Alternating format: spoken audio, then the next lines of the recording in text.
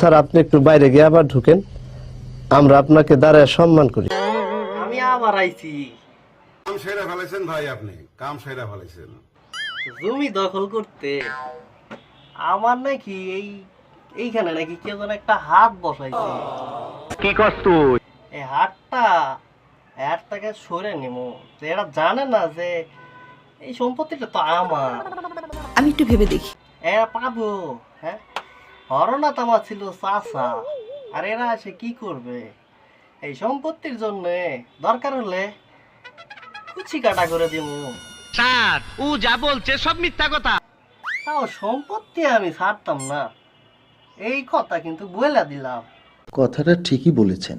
তোর সাহস দেখে মাঝে মাঝে আমি অবাক হয়ে যাই। ভালো থাকেন। আসসালামু আলাইকুম। অং বং ভালো জানে।